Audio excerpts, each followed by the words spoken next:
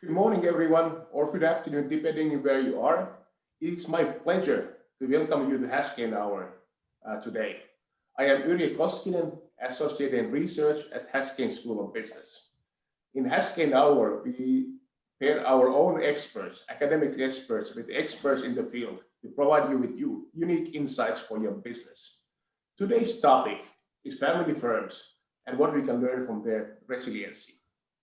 We are online from Calgary, which is located in the traditional territories of People Treaty 7 region in southern Alberta, which includes the Blackfoot Confederacy, comprising of the Siksika, Paikani, Kainai First Nations, as well as the Tsuut'ina First Nation, and the Stoney Nakoda, including the Chiniki, Bearspaw, and Wesley First Nations. The city of Calgary is also home to the Métis Nation of Alberta Region 3. The University of Calgary is situated on the land adjacent to where the Bow River meets Elbow River. And the traditional Blackfoot name for this place is Boquistes, which we now call the city of Calgary. We are looking forward to a very lively discussion today.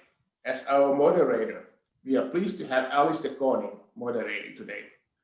Alice is a senior instructor of entrepreneurship and innovation at Haskayne School of Business, RBC teaching fellow, and academic director for Hunter Hub for Entrepreneurial Thinking. Her research considers social and institutional contexts and how they affect entrepreneurial cognition and opportunity recognition. And she's happy to be, with her lens, happy to participate in the discussion on family business. And since this is a family business session, it is perhaps appropriate that the moderator happens to be my wife as well. Over to you, Alice. Thank you. Thank you, Yrjö. I'm excited to be with everyone today. So we have two great speakers today to talk about our topic. It's interesting that in business schools, we so often base what we discuss with students on public companies. And one of the reasons for that, of course, is that it's easier to get data about public companies. And then we assume that everyone can learn from the public companies. Today, we're going to flip the switch. We're going to look at family businesses and ask what can other companies, both public and other private businesses, learn from the resilience of family firms. So our first speaker for today will be Leena Cano. She's an associate professor of strategy and global management at the Haskayne School of Business. And in her research, she looks at things like family firm governance, at emerging economy multinationals and global value chains. And she's very interested in looking at the foundations, or we could even say the micro foundations that underlie the way companies and leaders make decisions. We also have with us Jeffrey Mckay, and he has been with the Trimac Group of companies since 1983. He's currently the chair of the board of directors, and he's also been the president and the CEO from 1994 to 2015. So prior to joining Trimac, he practiced law in Calgary, and first as an associate at McKimmey Matthews, and then through the Jeffrey J. Mckay Professional Corporation. And he focused on corporate financing and securities. His background is an undergraduate degree in economics at Harvard, a law degree at Osgoode Hall Law School in Toronto, and a master's of science in management from the Sloan program at Stanford. So those are our two speakers who will be conversing together today. During the conversation, we do have a Q&A open. So we encourage you to type in your questions at any time, and we will be pausing at least 3 times to answer your questions. The other thing you can do in the Q&A is to vote for questions you would like to see answered. That way we can prioritize if we do get a lot of questions. And we will certainly try our best to reach those questions. To get started on the discussion today, I'm going to pass it over to Jeff for some opening remarks. Jeff, over to you. You have 60 seconds. Thank you, Alice, and thank you for the opportunity to be part of the Haskayne Hour and talk about family business, a topic near and dear to my heart. The family firm that I've been involved with for most of my career is Trimac Transportation. I'm the third generation of my family to work in the family business. The business was started by my grandfather in Moose Jaw, Saskatchewan, when he returned from the war in 1945. It started across the street from a British American refinery with a couple of trucks, and it's grown from that into one of the largest bulk trucking firms in North America. We're celebrating, and I'll give you a little bit more information about Trimac, or give you a little snapshot of our business. I've got a slide later in our presentation. This year, we're celebrating our 75th anniversary. Over the course of that 75-year history, we've been both private and public. So from its founding, it was a private company for approximately 25 years. Then we took the company public in about 1970 and became a publicly traded company, listed on the Toronto Stock Exchange, and had obviously non-family shareholders, and at one point more non-family shareholders than family shareholders. Then in the last 25-year segment, the last third of our 75-year history, we decided to go back private again. So currently we are again a private company. As I said, the first 25 years of our history, we were private. The second 25, when my father got involved, took over from my grandfather, we started to grow outside the trucking industry. In fact, we used to tease my father that he never ran into a business that he didn't like, and we got involved in businesses as diverse as Oilfield Services, the Kenting group of companies. We were also in the truck leasing business, a company called Rentway. We were also in oil and gas directly. We were in environmental services and construction and engineering, so a variety of businesses. The last third of our 75-year history, the 75 years under my watch, we decided to shed our conglomerate status and sell off the non-trucking parts of our business and actually take the company back private again, which we completed about the going private part of the transaction about 10 years ago. That's a brief description of the business. My own educational background, Alice has mentioned, I practiced with a large firm here in Calgary for 4 years after I graduated from law school. And then I went out on my own and practiced for about 4 years before I joined Trimac in 1983. I'm married and I have 3 wonderful grown children. Our oldest son, Rob, works in the family business. He's currently based in Houston in our central operations group there. Son Scott, who works for one of the large Canadian chartered banks in Toronto, and my daughter Krista, who works in private equity in London in the UK. So I am hopeful that there will be a 4th generation of my family to be involved in a leadership role here at Trimac. I think that's as much as I wanted to say by way of introduction and to set up what I wanted to talk to you about in governance in our family business. But for now, I'll turn it over to, do I turn it back to you, Alice, or to Lena? Yes, thank you. So thanks for that background and the history on the firm. So that gives us some context when you give some insight. So that's very helpful. Now I'm going to throw it to Elena, and she has her opening remarks to make. And again, Lena, 60 seconds. Okay, thank you very much, Alice. So unlike Jeff, I don't come from a family business background. I actually grew up in the Soviet Union, and at the time there was no private property, let alone privately held firms in the country. But I study family businesses simply because I find them fascinating in a number of different ways.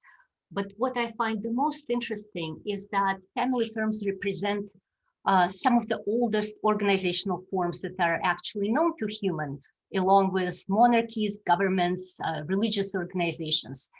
And there are some family firms that have been around for centuries. They've survived revolutions, regime changes, pandemics, natural disasters, and they have become some of the most sophisticated modern corporations in the world. And yet, you may have heard the expression from shirt sleeves to shirt sleeves in 3 generations, which means essentially that many, if not most, family firms do not survive to generational transitions. So Jeff's company is already past this hump. So what I try to do in my research is get to the bottom of this paradox of family firm longevity. And I think that family firms have some really unique strengths, but they also have some unique weaknesses, which are really on the flip side of these strengths. So I think what separates winners from losers, so to speak, is proper managerial strategic governance that builds up on these unique strengths, but also neutralizes the weaknesses. So that's my pitch, Alice. Back to you. Thank you. I will now start the conversation out by introducing or asking Jeff to introduce the topic of governance. Jeff has taken a big interest in corporate governance, and so he has some insights for us, a conundrum to share with us. And then we'll have Lena give her perspective on that topic. Over to you, Jeff. Okay, thank you, Alice. So could you bring up my first slide?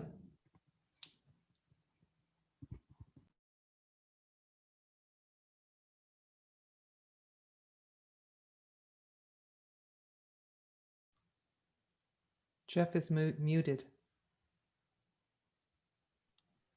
There, is that better? Thank you. Can you hear me now, Alice? Yes, I can. Thank you. Please go ahead. Okay. Sorry. Okay, so just before I get directly to the question that Alice posed for us, I just thought I'd bring up this slide to give you a little bit more context for my perspective on these issues. That's information taken from our website. It shows you a picture of our the kind of vehicles that we use to haul the products that we do, list of the kinds of products that we haul, basically things that move in bulk quantities, and then a bit of a map that gives you a sense of the scope of our business in North America. So that's the slide. The question then is as posed for our panel is, what do family firms have to teach us about resilience? Are family firms, in fact, more resilient than non-family firms? And by resilience, I mean the capacity to recover from difficulties, the ability to spring back into shape, the ability to adapt more quickly to changing circumstances and survive longer than non-family firms. The second question that you may be asking yourself is, does that mean that they have better governance than non-family firms? So I've posed two questions there. Let me start with, and I'm going to address that slide later. If you could just go back to camera, I think for now, Colleen, thank you. So let me start with that first question. Are family firms more resilient? And I wanted to refer you to a study that was done at the University of Toronto Rotman School of Business in 2017. And it found exactly that family firms survive longer and offer less investment risk than non-family firms. The study suggested a number of reasons that might be the case. And there was two of those reasons that resonated with my experience. The first one is a skin in the game, the proverbial skin in the game. Clearly, family firms have lots of skin in the game. And I think that is important when we're talking about resilience and governance. It's hard to duplicate skin in the game in a widely held public company. Good corporate governance practices do encourage a significant component of compensation for directors and senior officers of publicly traded companies to be in the form of equity-based incentives, stock options, deferred share units, and other forms of equity-based comp. But it's hard to get to the level that a family firm would have in terms of that level of skin in the game. Often it's, if not all, it's a very significant part of the net worth of a family. The second reason that resonated with me is family businesses tend to take a longer term perspective of their business. And again, that's very hard, very hard might be too strong. It's harder in a publicly traded firm who's measured on their quarter to quarter results. And their stock price is a reflection of that and goes up and down with those quarterly results. So very difficult to duplicate in a public company situation, a widely held public company situation. So I'll leave it at that for now on the resilience piece. But before I turn it back to Lena, I'd like to frame up that second question. So does that mean, does it follow then that family firms have better governance? So if you could bring up my second slide.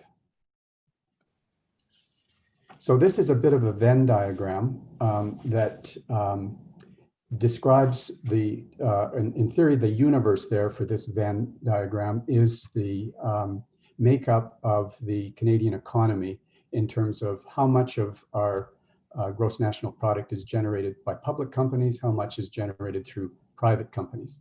And it's, we think, about 70-30 split. And as you can see in the public company part of the diagram, there's approximately 10% of public companies that are in fact company or family controlled. My understanding or belief is that that's a relatively high percentage compared to other developed economies. However, on the private company side, family controlled firms, we think, make up as much as 90% of that part of an economy, significantly more than non-family businesses. So then, does it follow that these family firms have better governance? My answer, not necessarily. They may, but we really don't know if they do or not. And we don't know why, because most of the research on corporate governance and what constitutes good corporate governance has been done on the 250 largest publicly traded companies in Canada. Similarly, other developed economies like the US and the UK, the research has been done on the public companies. And the reason, of course, Alice mentioned already, the data is easier to obtain, and regulators and large institutional investors are prepared to invest time and energy to study the issue, develop the metrics, to distinguish good from bad in terms of corporate governance, and then hold companies that they're responsible for regulating, or in the case of institutional investors that we're investing in, accountable for their performance against these metrics. So that's been going on now for about 30 years. Corporate governance has been an issue for as long as there's been joint stock companies, but the interest in Canada started to come into real focus in the 90s. And you might recall Peter Day and a commission that was developed or put in place by the Toronto Stock Exchange and the Ontario Securities Commission after some reasonably spectacular failures on the stock exchange.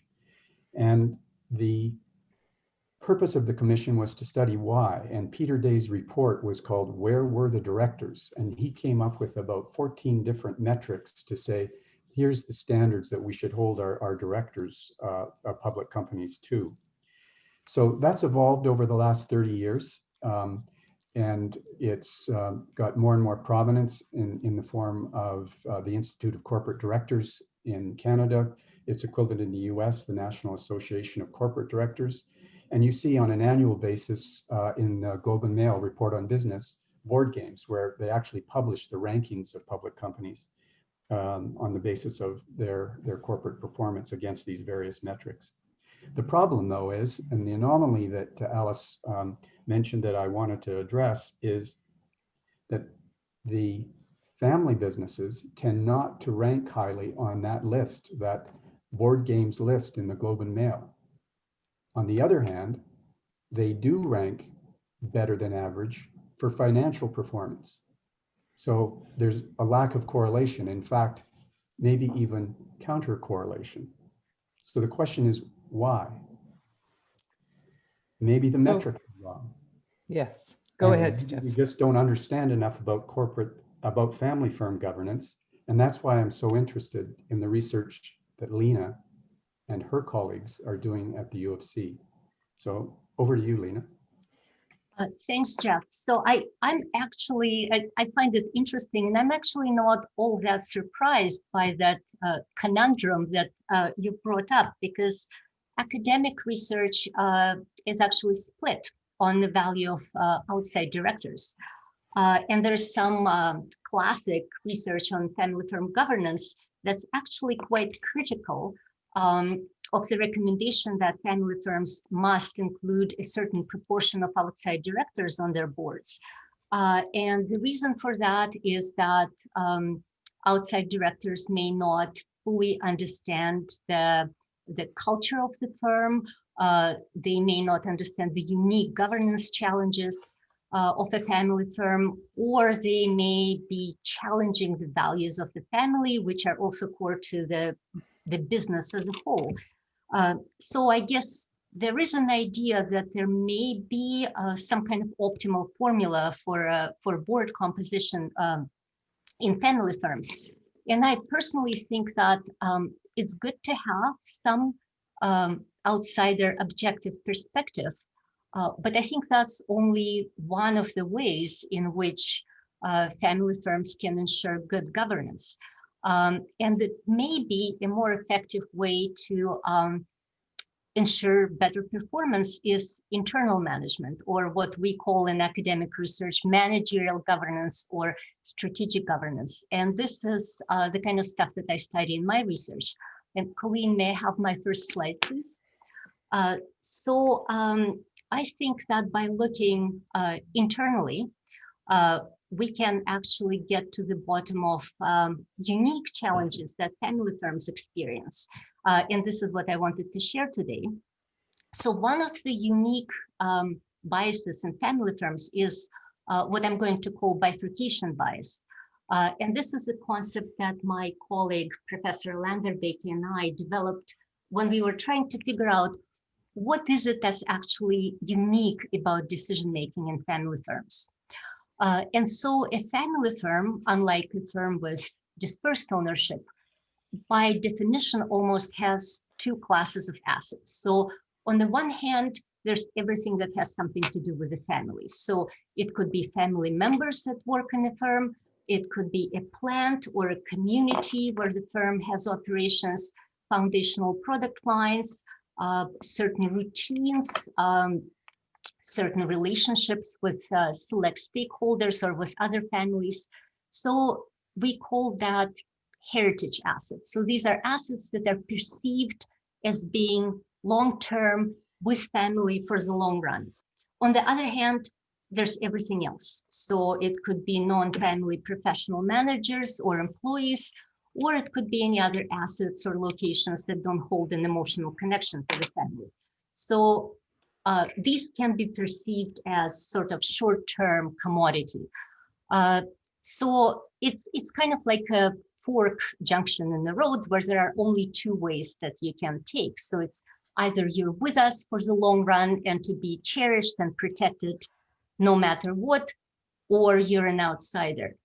And the bias perception comes in where this decision rule is employed by default, regardless of the actual value and contribution to the firm of these family versus non-family assets. For example, when a professional capable CEO may be employed as a seat warmer only until a suitable heir of the family comes of age.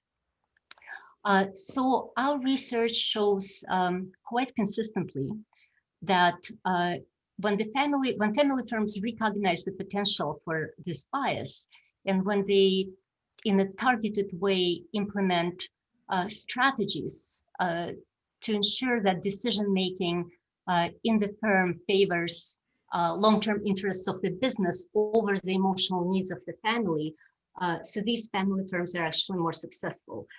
As one example, the German pharmaceutical firm Merck, currently in the 12th generation of family management, has coined the phrase operational meritocracy. So what it means is that the spheres of family influence and operations are officially separated, and the most capable manager is always put in charge of a particular operation, regardless of this manager's family affiliation. On the other hand, there are some examples where family firms can make decisions that are not efficient or not effective in the long run based on affect and emotion. For example, Lego, which I think you're all familiar with, for the longest time refused to offshore operations outside of its community in Denmark because of the deep-seated connection and commitment to the community. Meanwhile, of course, competitors were benefiting from cost savings of offshoring.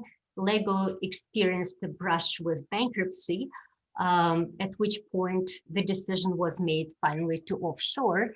And the CEO of the company went on record saying that we just have been too sacred with our values. So we're now going to let go of the sacredness and look at what's actually best in the long-term interests of the business. Lena, that was interesting. Sorry, I have to start my camera as well. There's so much to balance here. That was interesting. And I just want to add in a few questions that are showing up in the Q&A. First, a simple question. Can you give some examples of family firms that have been around for a long time? Somebody's asking about centuries long. Mm-hmm. So I was fortunate enough before COVID, when I could still travel, to do some research on Italian family businesses. So I have interviewed 3 generations of managers in an Italian wine firm called Frescobaldi. So they have been around since the 1300s, first as Florentine bankers, and then ventured into the agriculture and wine business. There is, so most of these firms are in Europe. There is an association of European family firms. They're called the Henokians. So these are the firms that have been around over 200 years. And the oldest family business in the world is a Japanese hotel. And also I guess it's located in the hot springs, around the hot springs, so it's a hotel resort, and I'm not going to attempt to pronounce it because I'll probably butcher the name of the company. So yes, so some Asian and European family firms have been around for a really long time. Thank you for that. So Jeff, I'm going to go back to what Lena was talking about, the bifurcation bias, and this challenge of balancing the family needs and the family's emotion towards the heritage against non-family. And in your company, you've gone through this in 2 phases because you became a conglomerate and then you had to focus. And in the end, you ended up focusing on trucking, which was the heritage part of the business. Do you think that you were experiencing bifurcation bias there, or was that really the right decision to make for the company? How did you handle that challenge? Well, thank you, Alice. And Lena and I have had some discussion about this exact topic and whether there was that kind of a bias in our decision-making process. I would like to think, and I was maybe responding somewhat defensively to say, we I think approached it in a business-like way, and we looked at our options realistically. Clearly, there was some emotional attachment after having 50 years of successful growth through acquisition. The decision to start disposing of or selling what we then started to consider non-core business was not an easy one. The criteria that we used was that we felt we had to pick businesses that we could have a sustainable long-term competitive advantage in a market that was North American in scope. The Canadian and the US economies are so tightly integrated now. For us to try to say, well, we're just going to put up a wall and have a fortress in Canada probably doesn't work in the trucking business or in some of our other businesses, oil and gas well drilling, for example. So we wanted to pick ones where we thought we could maintain some, as I say, sustainable, have a sustainable competitive advantage. And we made the decision carefully, and we think in a business-like way. As I say, there was significant emotional attachment to other businesses and resistance to doing that after, I say, 50-year history, but it turned out to be the right decision for us and allowed us to maintain our control of the business. And I should admit that being a conglomerate, when conglomerates started to be out of favor in public equity markets, helped with that decision. And in fact, we were vulnerable to hostile takeover bid. When your publicly traded company is trading at a value that's less than the sum of its parts, that's an invitation for somebody else, an activist shareholder, to come in and make that decision for you. So we needed to get out in front of that. So a And- little bit of a situational thing. Lena, Yeah. what would you like to add? I was just going to respond to Jeff, and yes, we had this discussion about this particular instance before, and I think that if I came in as an outsider and researcher and was interviewing Jeff about the presence or absence of bifurcation bias in the firm, maybe I should do that actually. I would probably put this particular instance in the side of structured decision making. And I'd like to reiterate that there's nothing wrong with promoting family assets. There's nothing wrong with cherishing family assets and family members. It's just that the efficiency-based strategic decision making should accompany that, so that the decision is not made purely by emotion. And Jeff, from what you're describing, there was very careful due diligence in this decision making. And this is, to me, a sign of a firm that implements targeted strategies to work against the bias. And perhaps bringing in outsider scrutiny or having outsiders on the board is one way to ensure that this due diligence process is followed.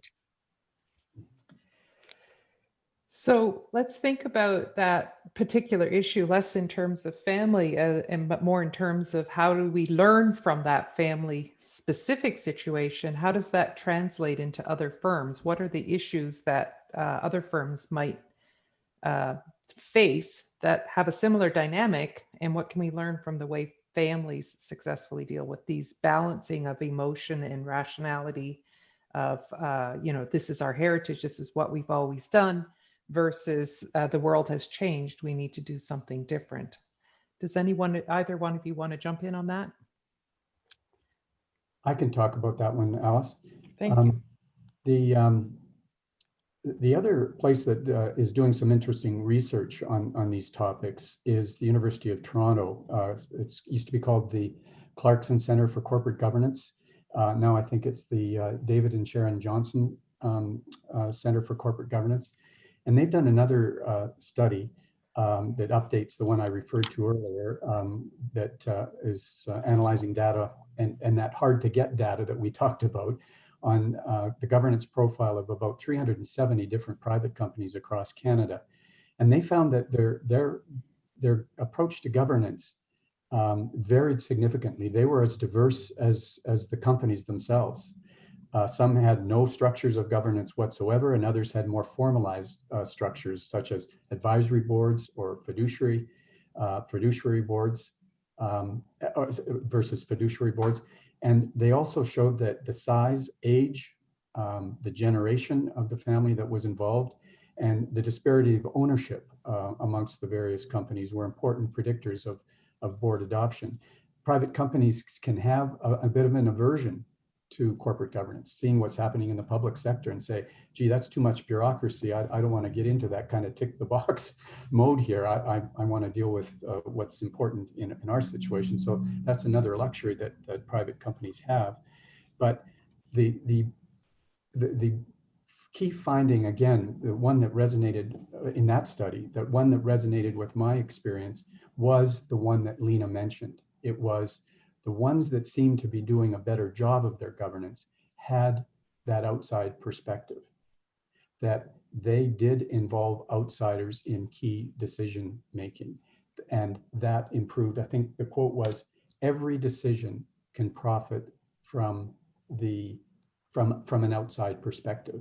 So I guess to sum up my experience in both the public and the private sector, maybe we went too far in the public realm with all the directors, or most should be independent.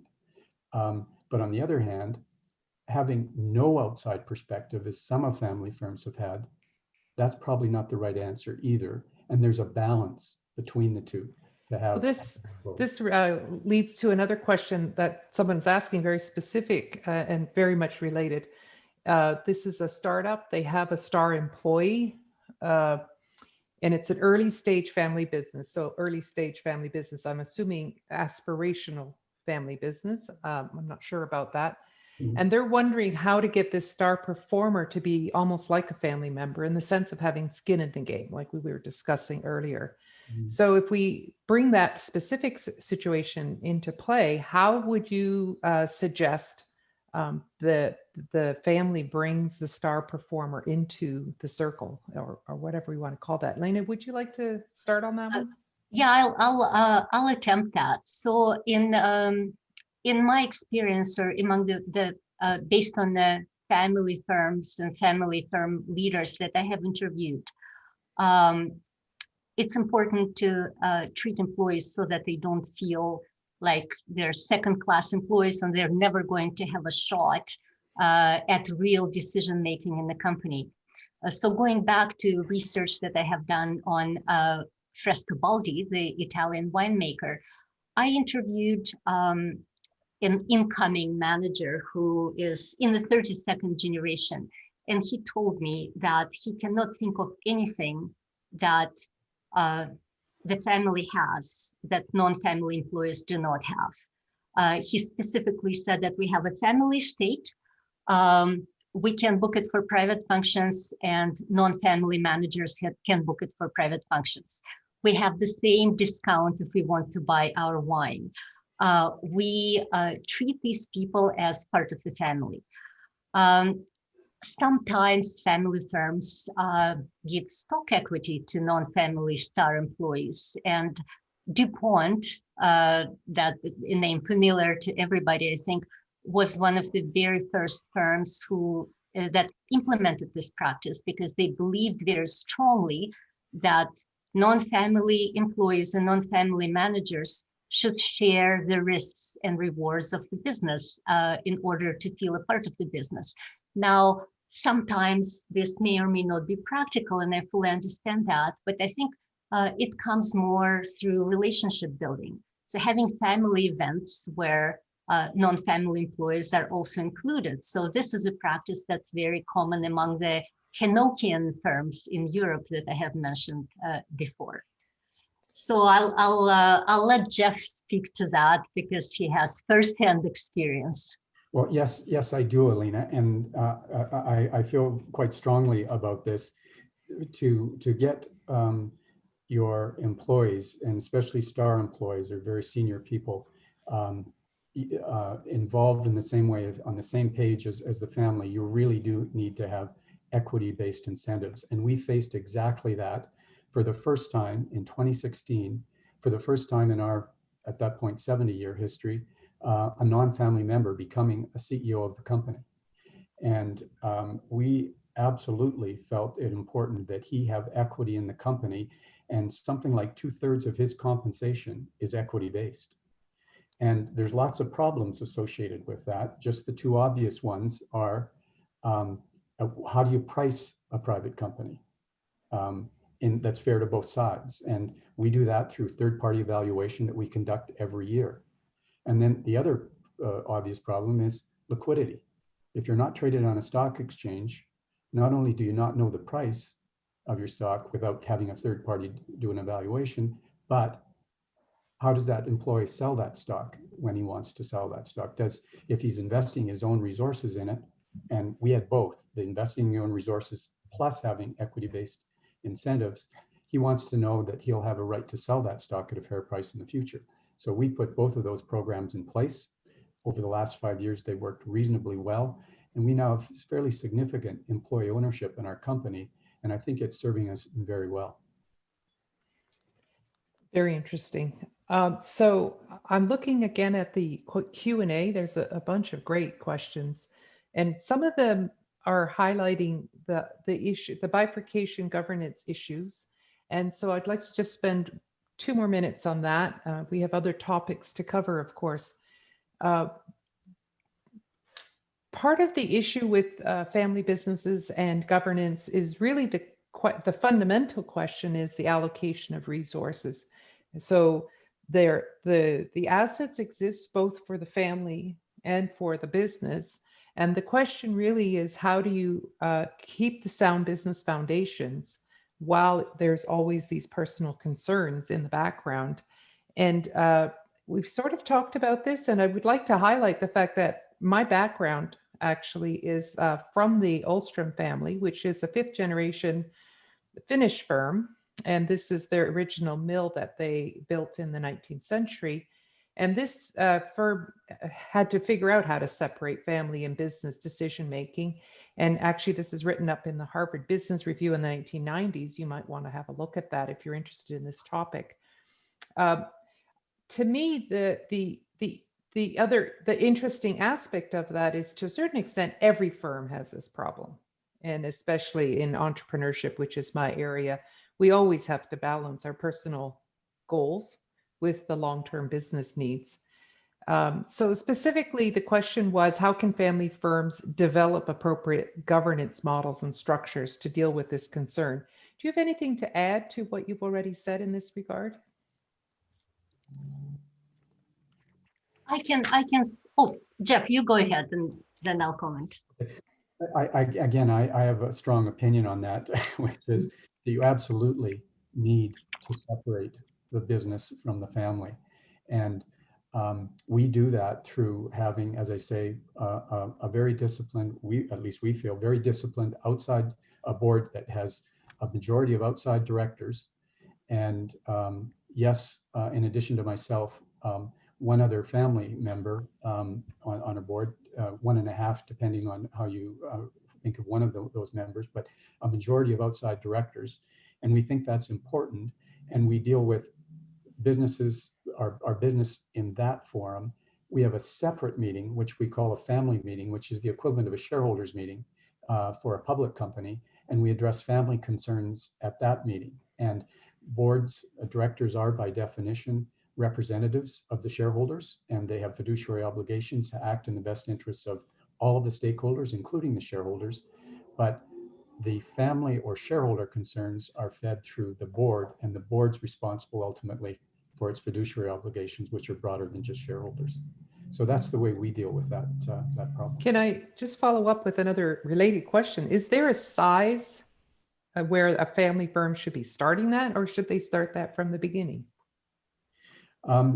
Again, the studies that I've read, it's more likely that family businesses will adopt more formal structures, including boards, advisory and fiduciary, the larger and older they get.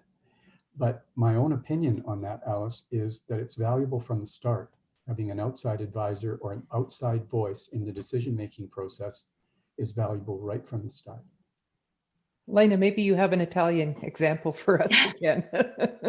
Before I get to the Italian example, I'd like to give a French example. I completely agree with Jeff. I just like to make a disclaimer that an outside perspective and outside board members or even outside CEOs are only valuable if they're actually given weight in decision making. And there's a French company, Peugeot, had non-family CEOs for years, but the family, essentially through the family council, overrode most of the decisions until fairly recently, where again, a brush with bankruptcy forced the family to retreat back and give some of the relinquished control, establish a strong classic board and give the CEO more power in decision making. But to add to Jeff's comments, there are some ways in which family firms internally structure their decision making so as to safeguard against the bias. And one is to provide training to family employees. And again, research shows that training is not as typical in family firms as it is in non-family firms. So targeted training of family employees or qualification requirements before they adopt a managerial position in the company is a very powerful way to ensure that the decision-making process actually benefits the business. Some of the examples, again, Merck, where the family descendants are sent abroad, specifically if they want to work internationally. The qualification requirements for the Frescobaldi company that I studied are formal. So there's a master's degree in the related field and a minimum of 3 years of work experience outside of the firm.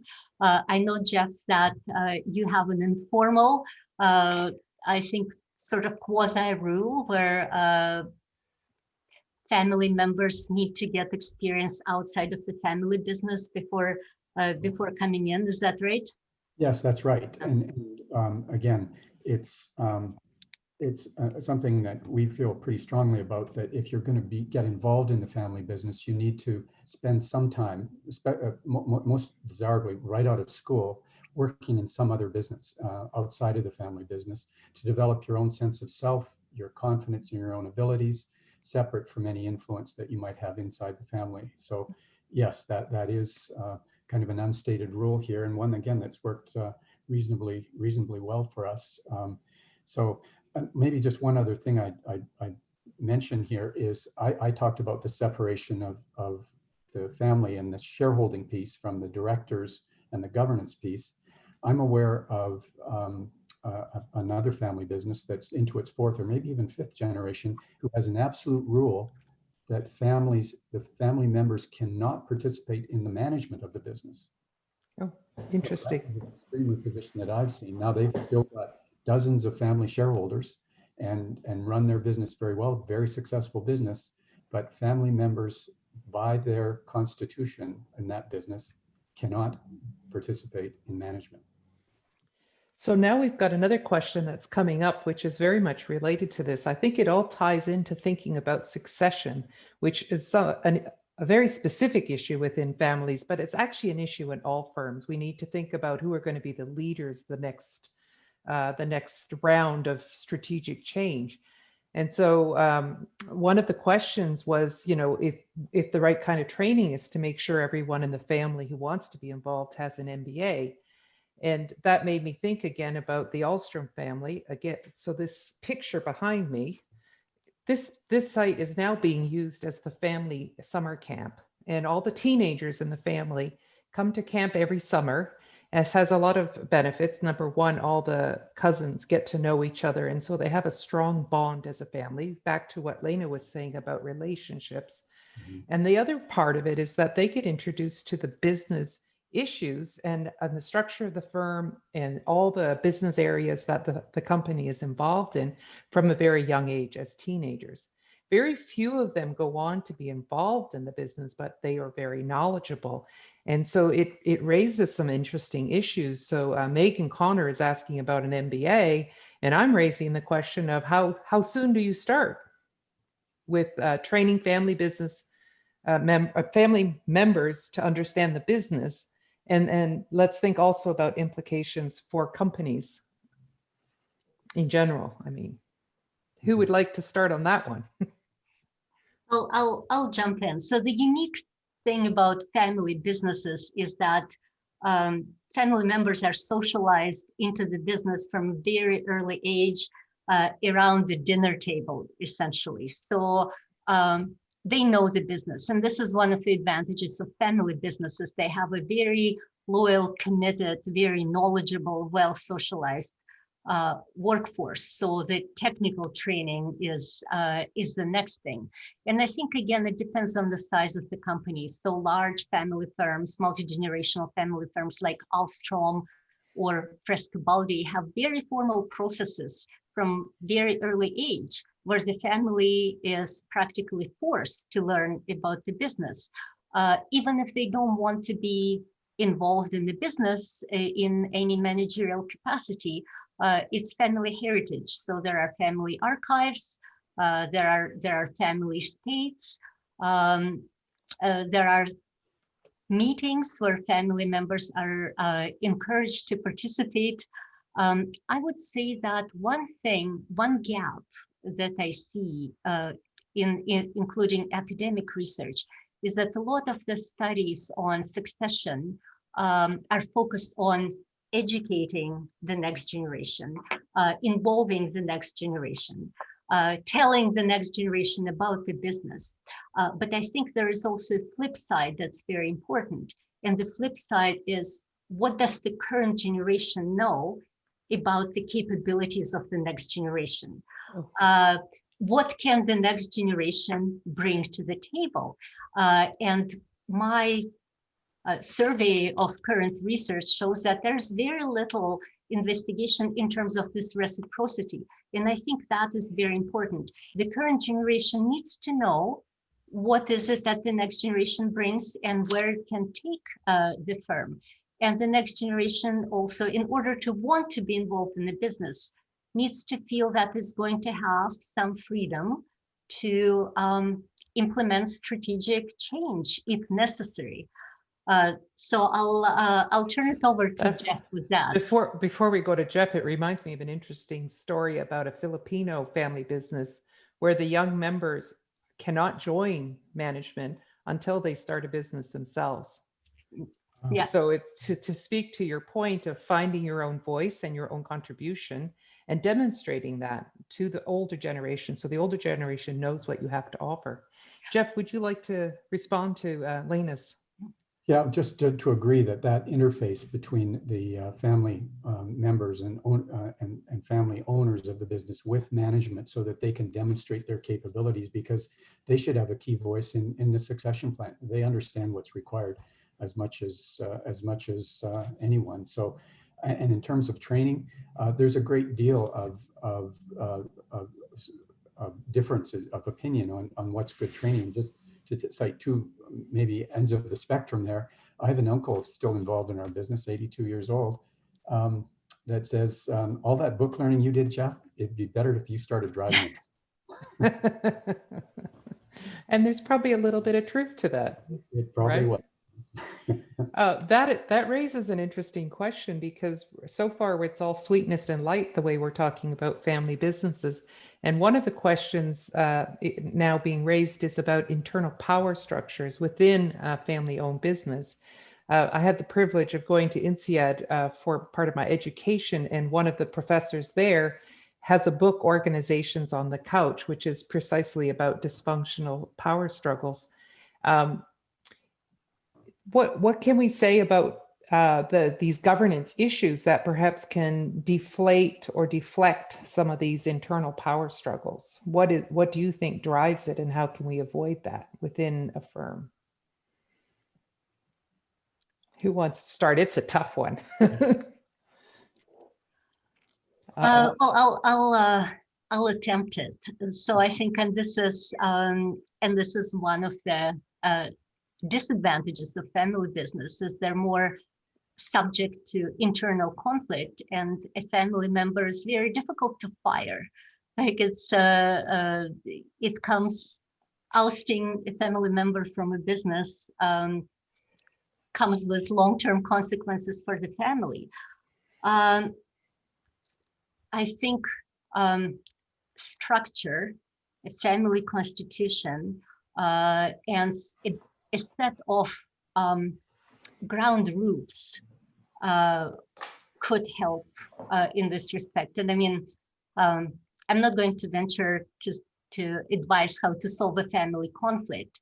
But again, some old European firms actually treat a family constitution as a document that is actually signed by the family. So there's the families committing to a certain set of principles or values that they have to uphold, whether they are part of the management or not. So, and I guess this is one way to ensure some kind of consistency in approach from the get-go.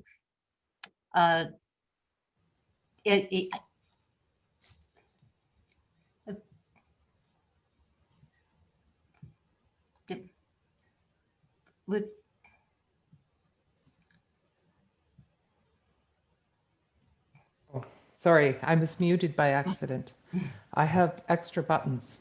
I was going to say, what we see is a combination of structures but also relationships. And those are the two sides of the coin. On the one hand, we have the structures and processes to deal with bifurcation bias and other, perhaps these power struggles. And on the other side, we're working very hard on building relationships that show commitment to each other. Would that be a fair way of summarizing that? Yeah, I think so. Yeah.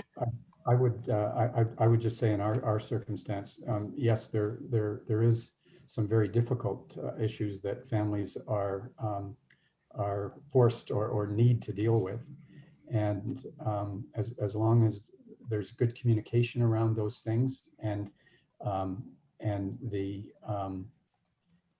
commitment to whatever decision is made for people to agree then to support that decision going forward. We've been very fortunate in our business that that has worked reasonably well, and I'm aware it doesn't work as well in other companies. And so, as you say, we've been on the kind of sweetness and light side of it. I'm not sure I have a lot to offer on the other side of that. Thankfully. Yeah, Admittedly, yeah. I think the successful, the Sweetness and Light family firms that they have studied have one thing in common, is that they understand that the business is not something that they that belongs to them.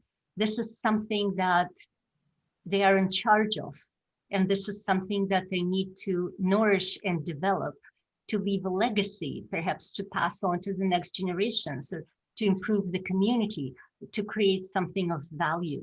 So I think, and it's probably easier said than done, but instilling this kind of philosophy and mentality into successive generations of business leaders is probably one of the ways to take the family away from interpersonal conflicts and focus on what it is that's in the best interest of the longevity of the business.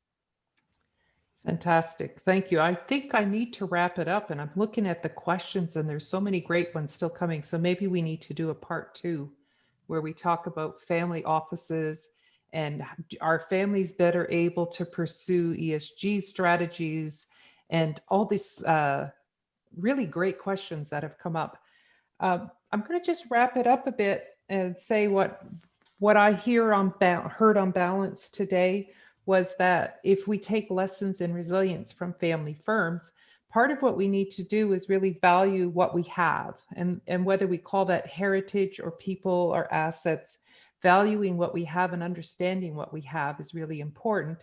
And then balancing that by bringing in outsider perspectives in a very balanced way, respecting the outsider perspective and making them part of the family decision making, or if it's not a family firm, part of the family firm. So if you think about startups, we can get into groupthink. It's not healthy. We need to bring in outsider perspectives.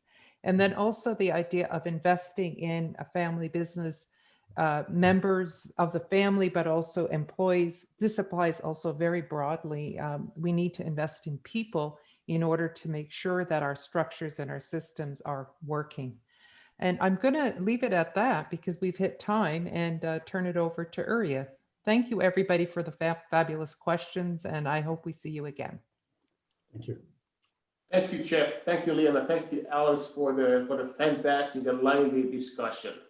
And thank you, everybody, for joining us today. We had about 125 participants on the webinar across Canada and beyond.